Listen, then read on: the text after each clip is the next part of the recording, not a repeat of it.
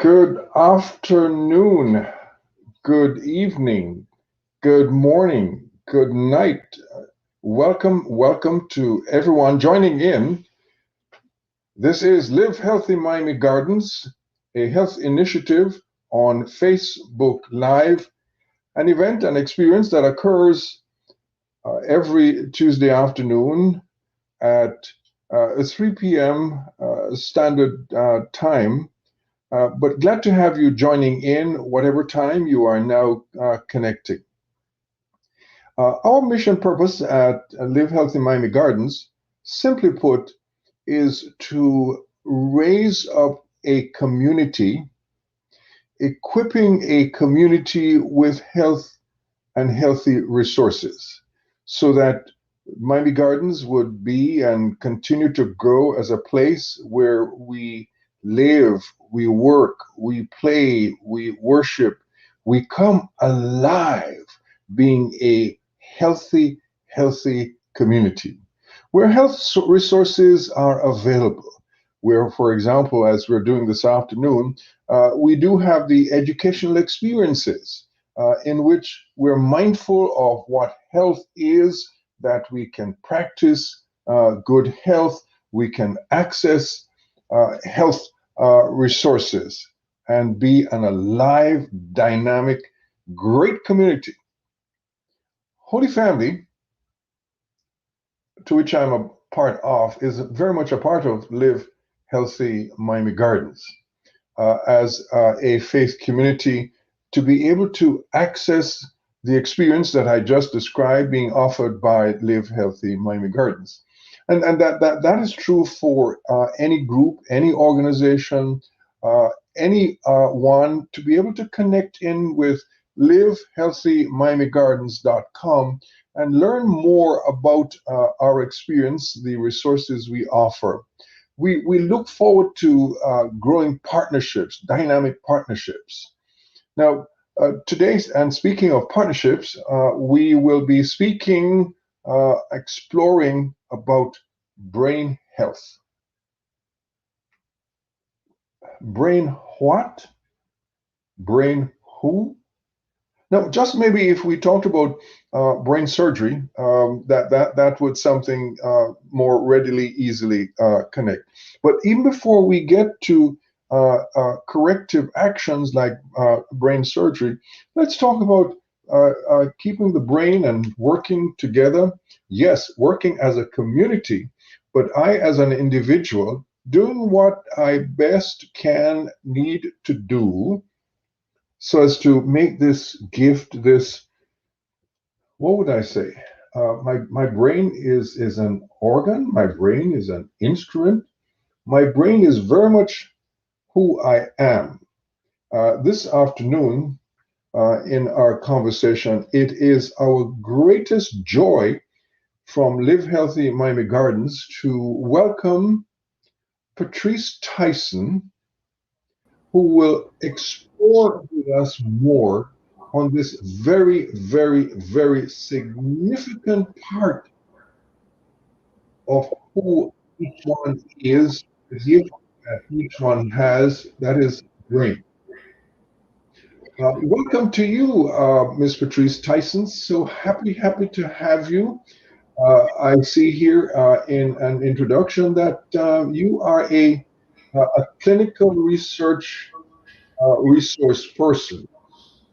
Yes, Clinical research. thank you so much for having me, Father Ward. I'm excited to be here. Yes, I serve as a sub-investigator for clinical trials. So that is the process when a pharmaceutical company would like to get a medication approved, it has to be tested. So I work with phase 1. So we test it out first in humans, and we're checking to see, is this drug safe enough to continue testing? We test in a very small amount of people at first, and we're looking, is it safe? What effects does the medication have on the body? What does the body do to the medication, so that we can know whether or not we should move forward with further testing. You know, speaking, Patrice, um, I thought to myself, huh, we're here to talk about brain, but we're also talking somebody who's highly skilled and hugely experienced in the whole matter uh, of of resourcing people, of engaging in pharmaceutical trials, so that we have someone in you who is very much committed to the health, to the well-being of our people. And in that regard, and folks, I really have to celebrate, snap, snap, clap, clap, here, Miss Patrice, who is a past president of the Miami chapter of the Black Nurses Association. Please, would you tell us a little bit about the Black Nurses Association, please? Yes, we, as the Black nurses, have been in the communities for a long time, established in 1972. And we are very active, especially within the Miami Gardens community, for several years under the leadership at the time, it was Councilwoman Felicia Robinson. We participated in Meet Me Mondays. We're active in health fairs throughout the community. And our mission is to decrease health disparities through advocacy, education, and health promotion. So we are out and about, in the community, even during the pandemic. We couldn't be in person during that time, but even doing Zoom sessions and Facebook sessions like this to try to keep our community abreast of the current research and tips to stay safe. Fantastic. And folks, if you've just heard the description connection, if you've heard, as Patrice has told us, the fact that the Black Nurses Association is all over the place. I serving as the rector there at Holy Family Church in the great city of Miami Gardens. I continue to hear of and events where the Black Nurses Association are present. They come with a passion. It's not just talk. They come with a passion for action. I must say that Ms. Patrise Tyson is one who has engaged in educational ventures and adventures. A graduate of the Florida International University as well as Marion University. And in addition to, she's very much a Greek. She is very much a Greek. And which Greek do you belong to, Ms. Tyson?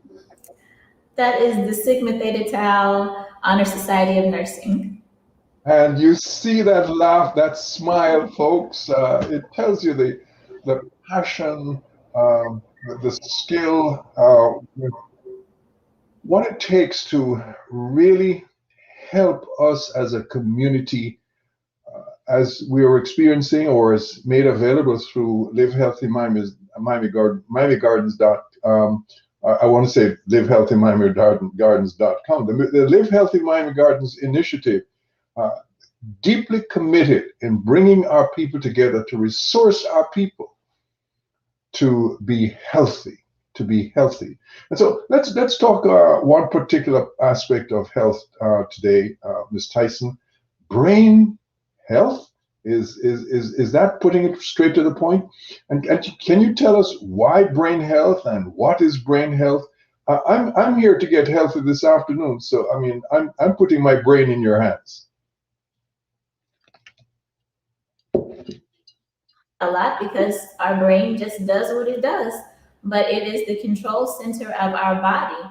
And there are things that we can do to inhibit the well-being and things that we can do to promote the well-being of that brain. So that's a little bit about what I would like to discuss today.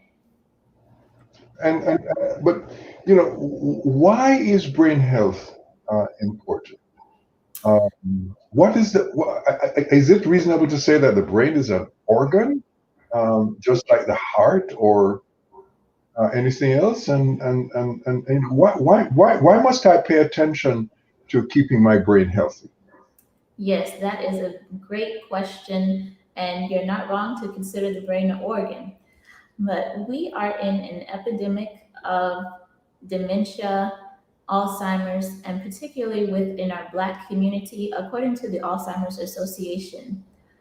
Black Americans are twice as likely to be affected by some form of dementia as opposed to our white American counterparts. So this is serious. So we need to take a look at what things, there's definitely a genetic component, but we want to talk about, it's a big word, epigenetics, which means above the gene, and that is how our behaviors and how our environment can influence how these genes are expressed. So there's the genetic part that we can't control, but the things that we can control to promote our well-being and to do our part to help us to keep our minds for ourselves, for our future generations. We want to be able to do those things and empower the community to do those things.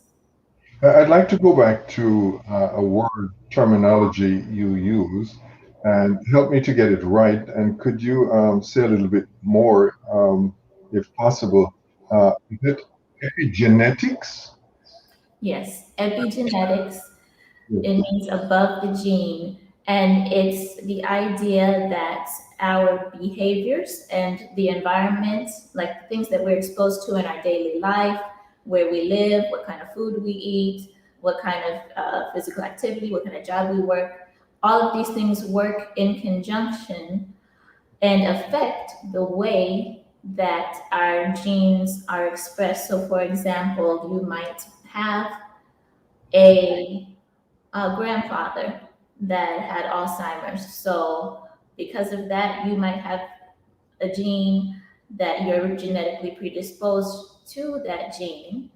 However, it might not express in you depending on what your behaviors and your environment is. And so I'm trying to understand epigenetics. You're saying that it is a crucial factor to understanding the brain and the functioning of the brain. That there are key factors deep in my makeup, and it would be an advantage to understand to understand me and to understand my brain is also to understand my family's health history. You cited grandfather, and what I thought I heard you saying was, grandfather's behavior. That if I can understand grandfather's behavior by, say, for example, talking with my family, I can further understand what the resultant effect or what might be in store for me going forward. Is that a reasonable summary connection? Epigenetic. That is reasonable. I do want to point out that it's not a 100% thing. So it's not 100%, oh, your grandfather had Alzheimer's, you're going to get it. Neither is 100% that your grandfather had Alzheimer's. So you implement all of these behaviors that are associated with decreased rates of dementia. It could still happen, however, based on the available science that we have and those things that we know that we can do, it's worth a shot to do as much as you can do to try to stay healthy. Well, I think if I can better understand my family's social history, the origin of my family, and who married whom or who lived where, all of those kinds of experiences. It is as important for me to take time out to understand my own makeup in relation to my family. Um, and this is no rocket science. The point being, as I'm hearing, is pay attention to who you are. a part of paying attention to who I am is to pay attention to that organ, my brain, which is hugely, hugely, hugely important. Ms. Tyson, in as brief a way as possible, um, can you describe the brain for us, please? Or what is this brain that we're talking about this afternoon? You gave me a tough challenge. I don't know that there's a brief way to describe it. However, I did mention earlier that it's like the control center of our body. We are breathing because there's a part of our brain that's telling us to breathe most of the time, unless somebody might tell you to take a deep breath.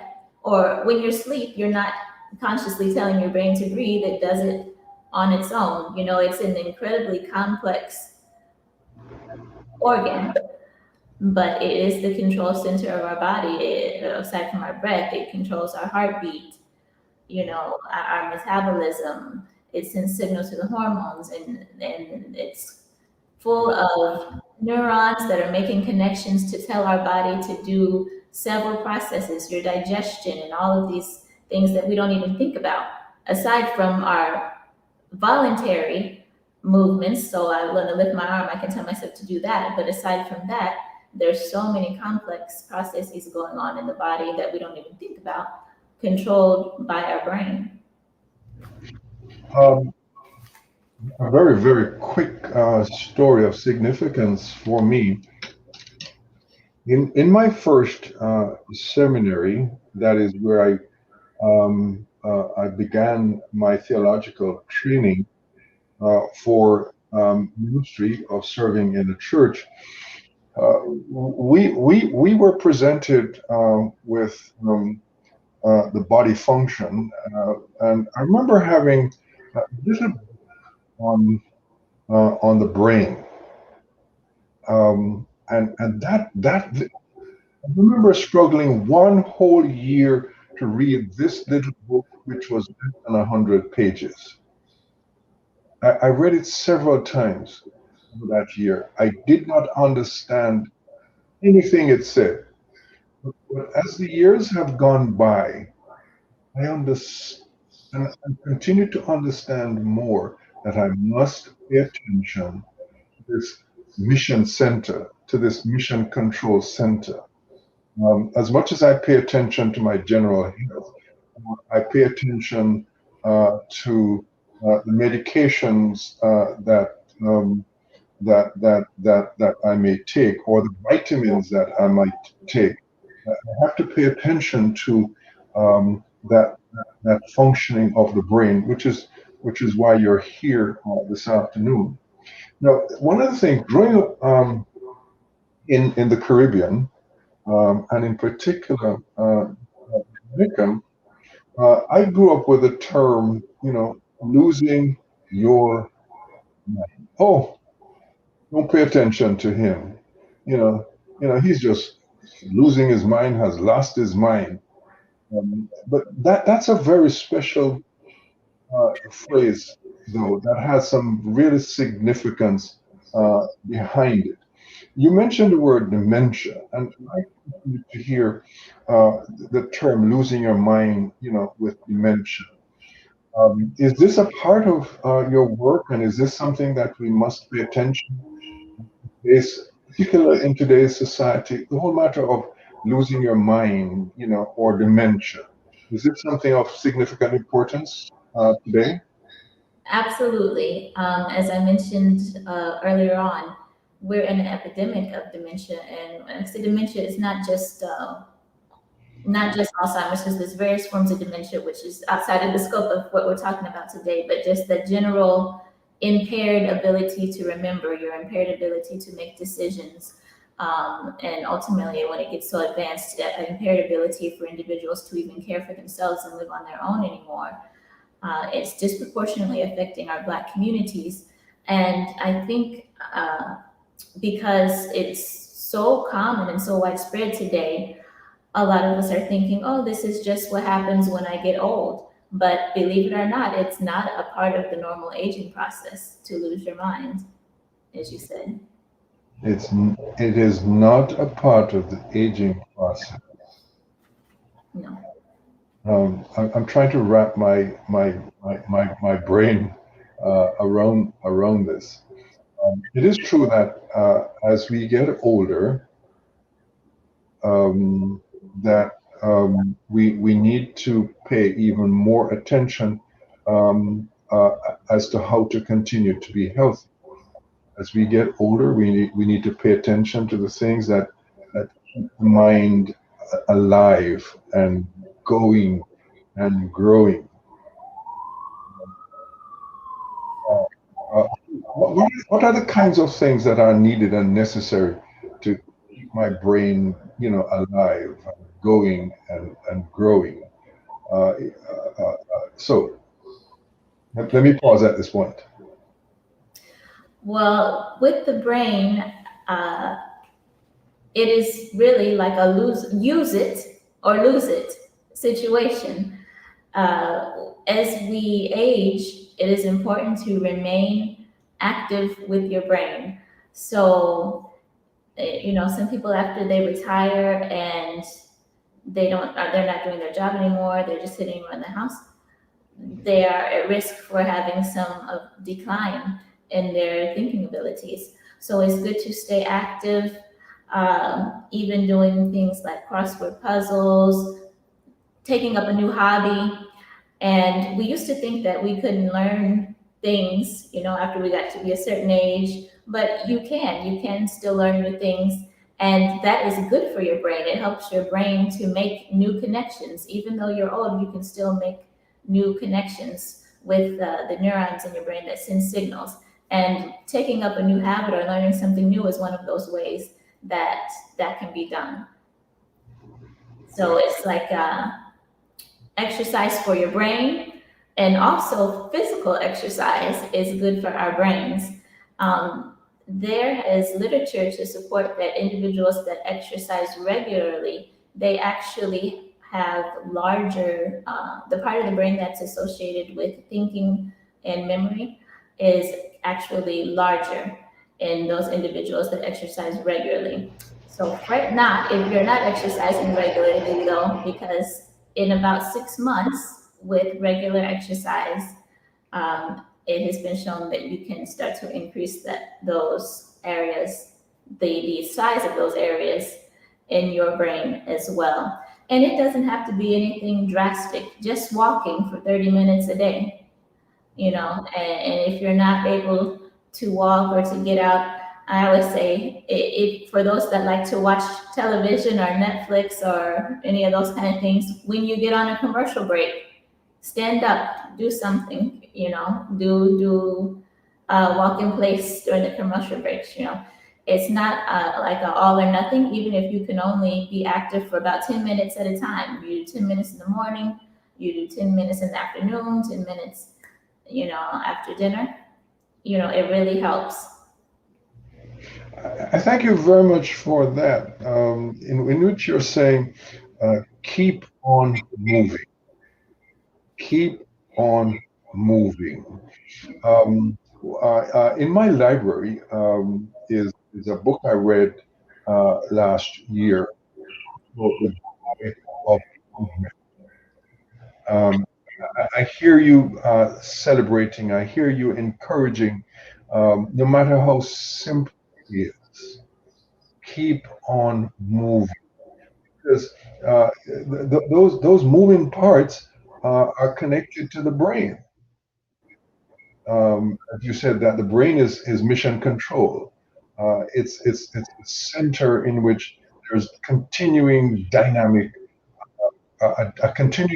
relationship. There's continuing conversation, um, and the more I move is the more I utilize the muscle.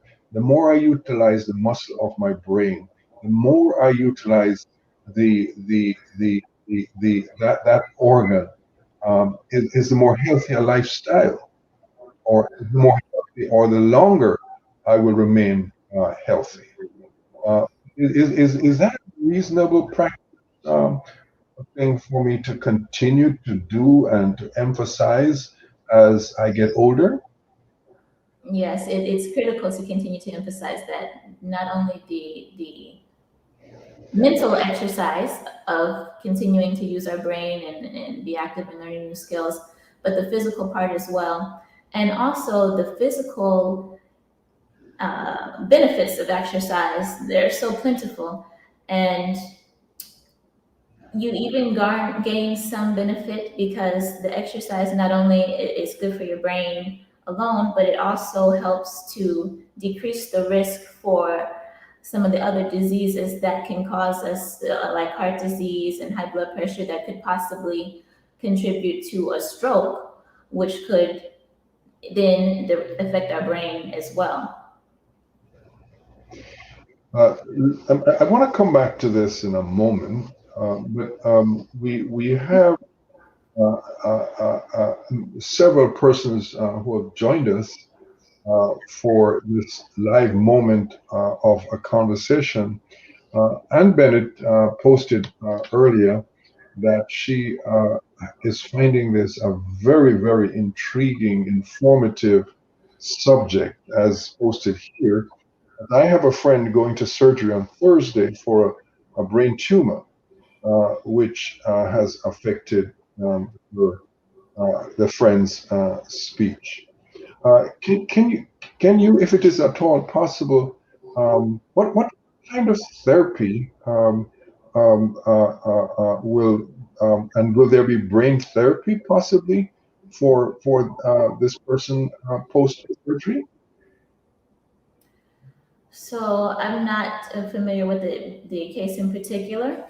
However, for a case like that, I would imagine they would offer some speech therapy afterwards, you know, but I won't be able to give a lot of detail without knowing the individual case. I understand very, very much. So, I mean, you are empirical data engineer and manager. I was in my own just ordinary day-to-day life experience, thinking that how could Anne support her friend, post surgery?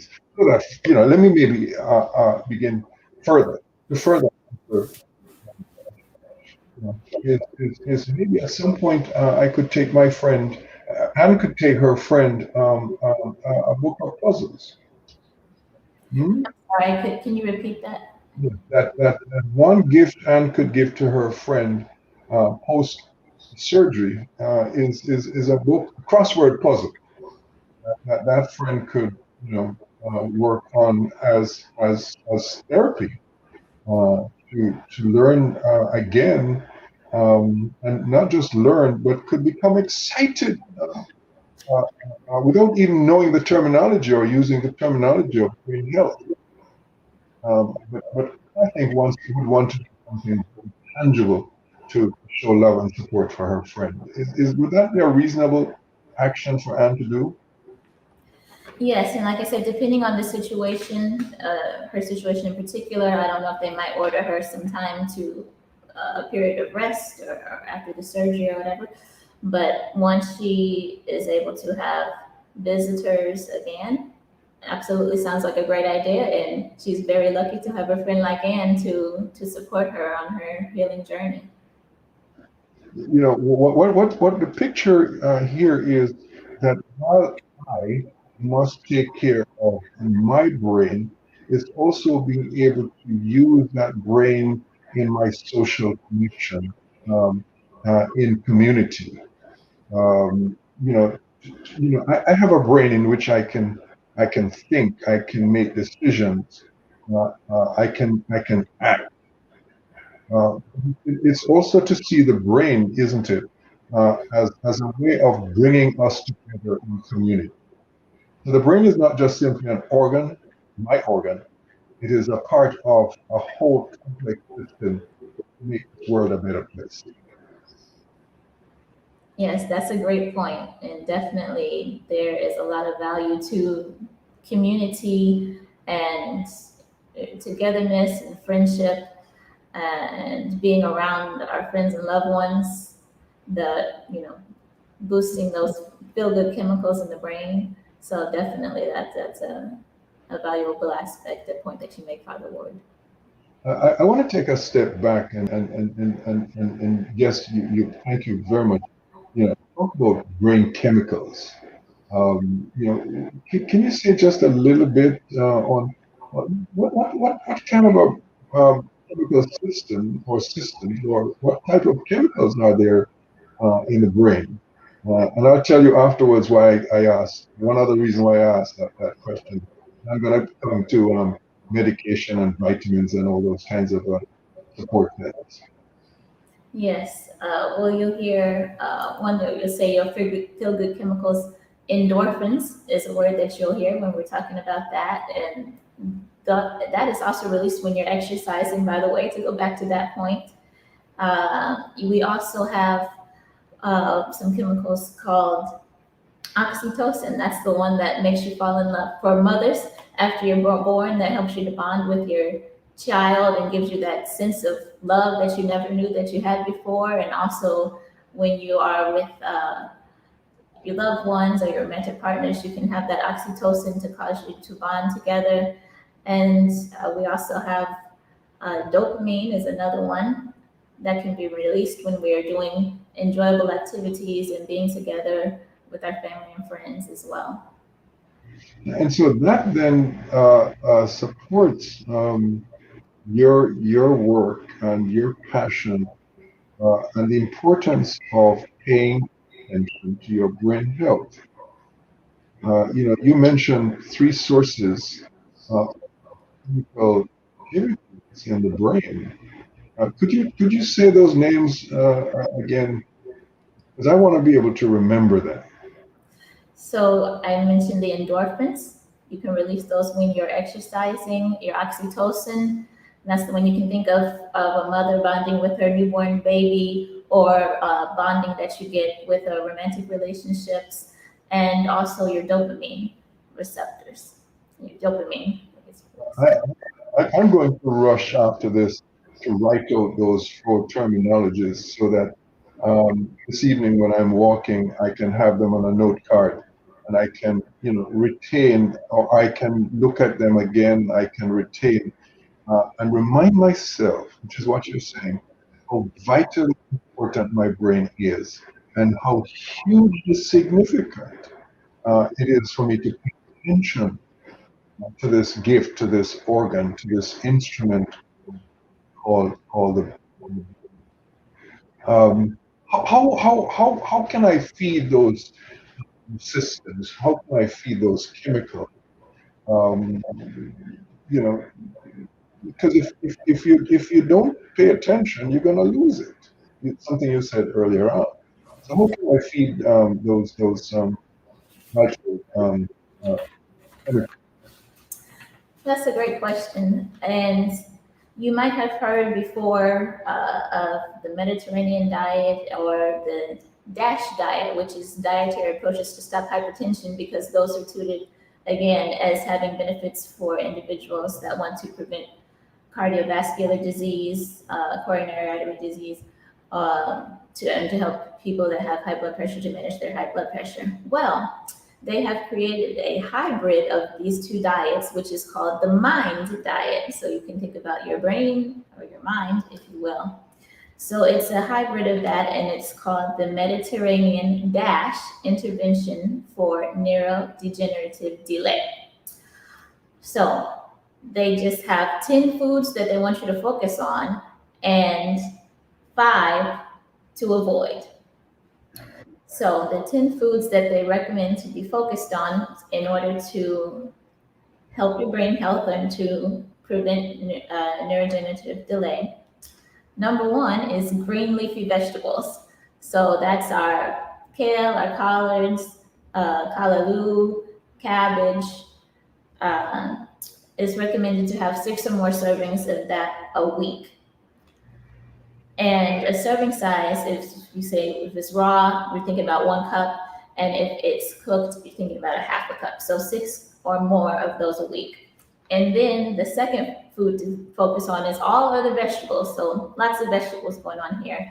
And primarily the non-starchy vegetables. So we're going to exclude things like our potato and our yuca, and squash that has more starch in it. And in this category, you say, well, what's left? Well, you still have things like broccoli, Brussels sprouts, uh, some carrots, tomatoes, things like that. So I say eat the rainbow. So eat a wide variety of color with your vegetables. The third food that's recommended to focus on in your diet is berries, and this is berries of all kinds: blueberry, strawberry, raspberry, because they have a lot of antioxidants, which is so do the vegetables. So let me just back up for a minute, because a lot of these foods that is recommended in this diet, it's focused on antioxidants, which are substances that can help to fight off what we call free radicals. Well, what is a free radical? We make free radicals just by living. It's a molecule that can cause damage to our cell. Of course, if you live long enough, you're going to start aging. However, because we're going back to this, what does our environment look like? Depending on your environment, you might have excess free radicals, things like pollution, smoking cigarettes, excess radiation exposure can all contribute to us having more free radicals. So this diet is focused on upping our antioxidant intake to try to have a balance, so we're not coming down with diseases, in this case, neurodegenerative diseases. So far we have our green leafy vegetables. All other non-starchy vegetables are berries. It's also recommended to have nuts, 5 servings of nuts a week, olive oil, whole grains, fish, specifically fatty fish, which is going to be like your salmon, sardines, mackerel, trout, because those have those good omega-3s in it that are good for our brain health.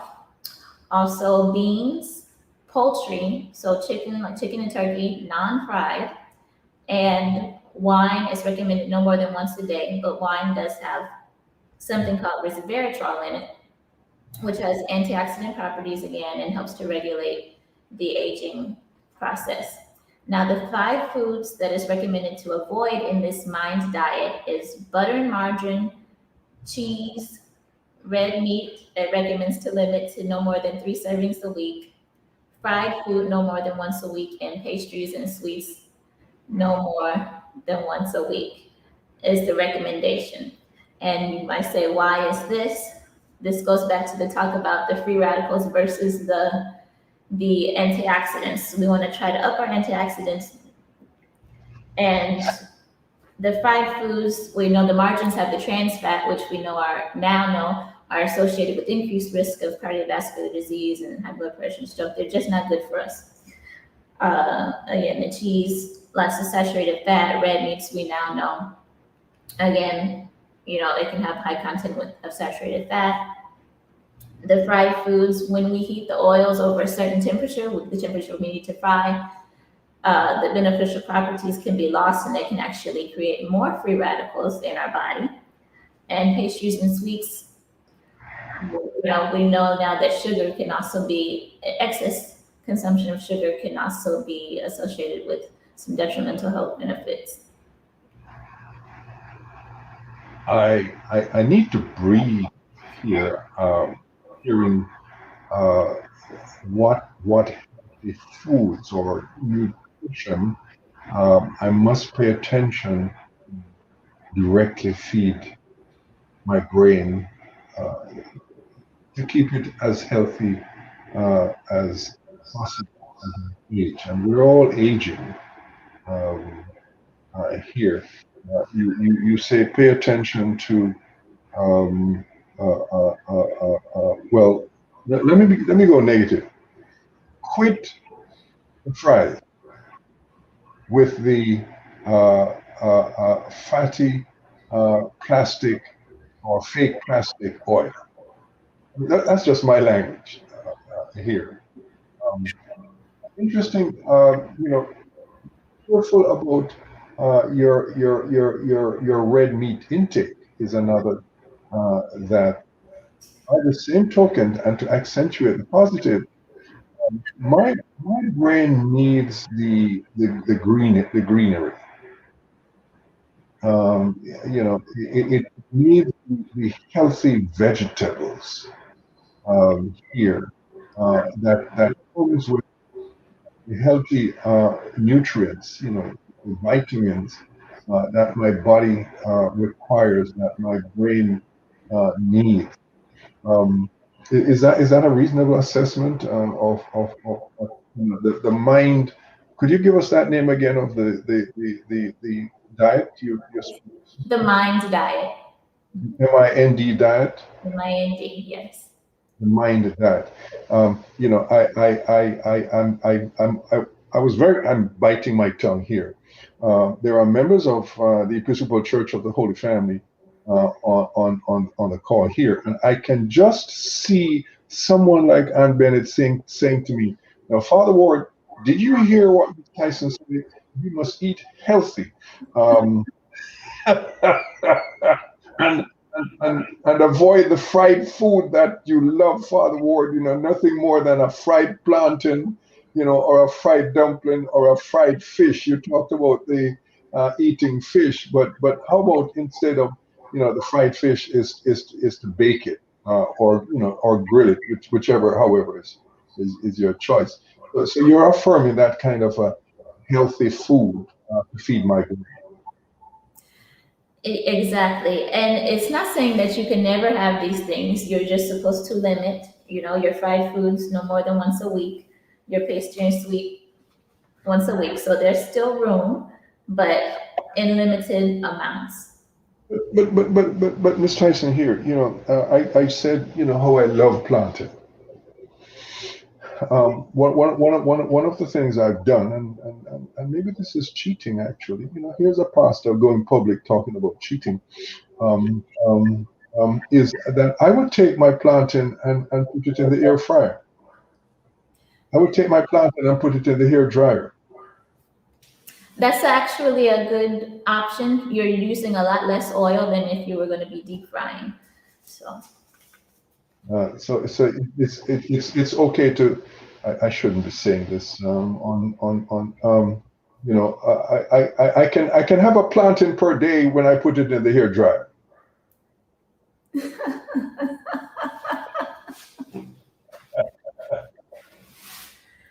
No, when you're comparing it to deep frying, that sounds like a good compromise.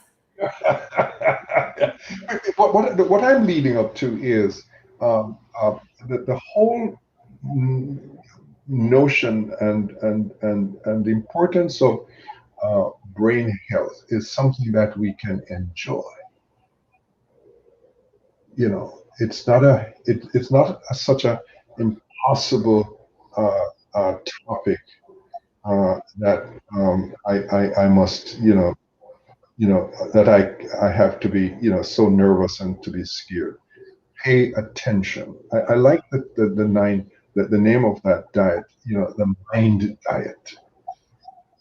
The mind diet here. Um, as we head toward wrapping up our time together, Ms. Tyson, what else would you like to encourage our audience to remember, or to maybe research, to learn further, to have a healthy brain, or keep your brain healthy? Yes. We didn't talk about sleep yet. Oh yes, let's take the rest of the night so I don't have to go to sleep. But focusing on getting a good night's sleep is also very important for your brain. That's when your brain, it needs time to rest too, just like the rest of our bodies. So, and having a lack of sleep on a consistent basis is associated with decreased memory ability, decreased ability to perform critical thinking skills. So that is very important.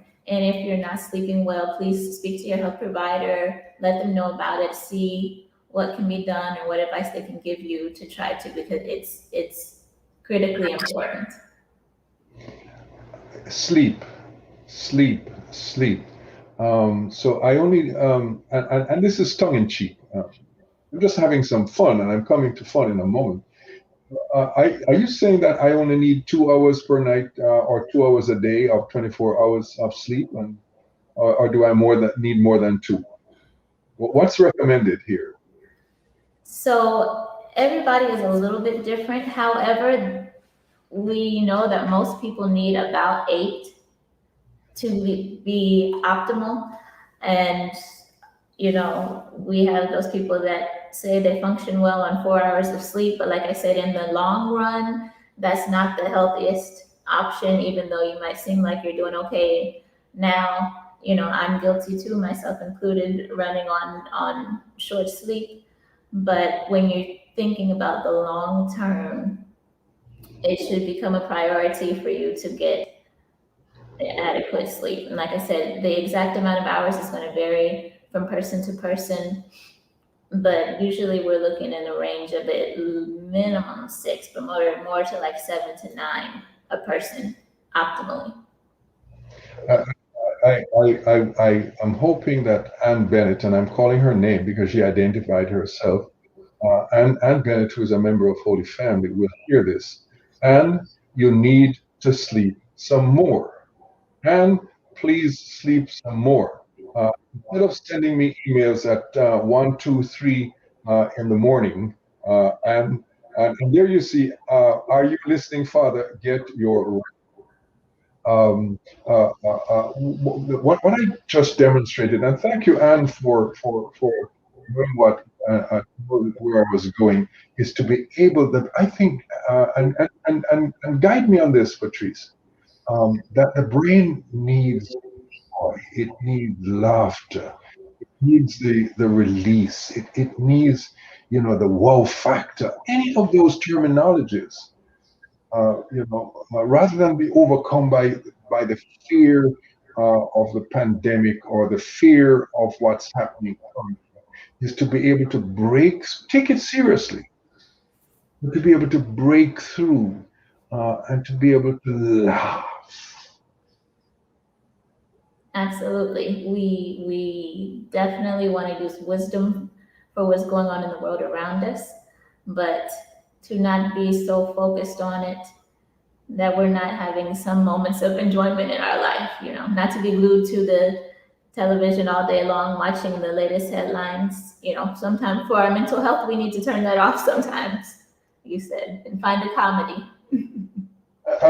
My wife and I just spent the last couple of days with our grandchildren as part of going back to school. And it was another wonderful experience just to see. We were with 4 of the 7, and to see how they were just rolling over, bumbling on top of each other, and they were also fighting. And grandfather encouraged the fighting to continue, because grandfather was on the ground and grandfather was in on all of this. And I thought about this topic.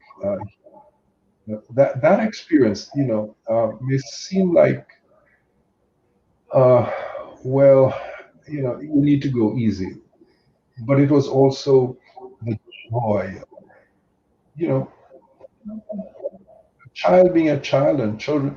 So I want to go back and hang out with our grandchildren a little bit more and get a little bit of that touch of the natural brain food.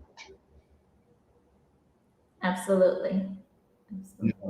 The joy. And so, well, I wonder if there are any more questions from our participants, our audience, that we could send your way, Ms. Tyson. Well, seeing none so far. Folks, we have been this afternoon having a wonderful conversation, somewhat of an unusual topic, talking about brain health with Miss Patrise Tyson, very much a clinical research person, doing great work here in our part of the world. A member of the Miami chapter of Black Nurses Association, doing great work. And scrolling across the bottom here, you see how you can connect with the Black Nurses Association. Ms. Tyson, this is a surprise question. I believe that the Black Nurses is available to our community, to our groups, to our faith communities, even as resource to come in and get some church people, get some Christians really healthy. Absolutely, we are available. Just send us a message. I left my personal email on the banner if you have any more questions about today's topic, but you can also email BNA, MiamiBNA@gmail.com, excuse me, MiamiBNA@gmail.com if you would like Black nurses to participate in any of your upcoming events or to provide some further education sessions. Absolutely. I mean, if you were to come to Holy Family, and I would love for you to come to Holy Family, one of the questions, and this is just being, joyfully ludicrous for a moment, Ms. Tyson, I would want to ask you about how I can go about regrowing my lost hair.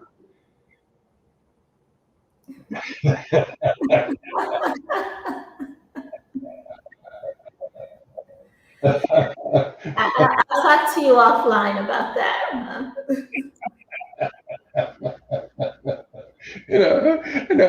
I'm purposely being a fool for Christ in what I've just said. To be able to say that brain health is gift.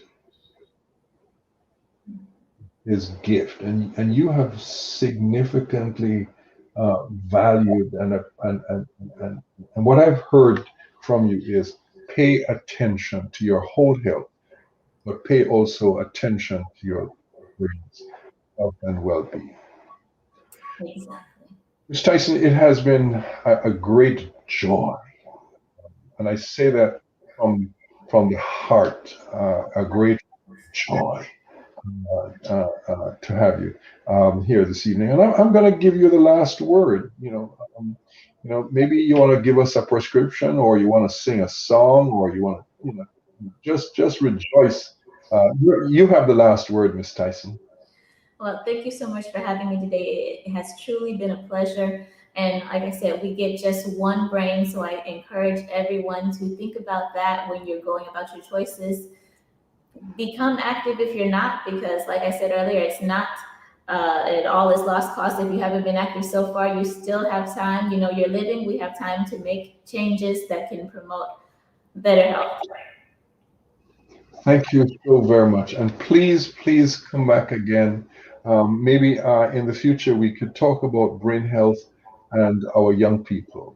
We can talk about brain health and our grandchildren being and growing, to healthy adults.